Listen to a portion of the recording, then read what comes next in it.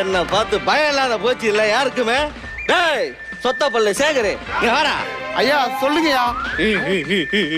அந்த பயம் இருக்கட்டும். என்னது அந்த பயம் இருக்கட்டுமா? ஏயா எவ்வளவு கஷ்டப்பட்டு உங்ககிட்ட எவ்வளவு வேலை செஞ்சிருக்கேன், இப்போ அந்த பயம் இருக்கணுன்ற.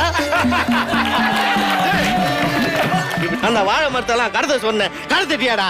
ஐயா இதுக்கு ஒரு ஆள் இருக்கு. யாரா அவன்? புஷ்பா. அவன் சாதாரணமா வரமாட்டான்.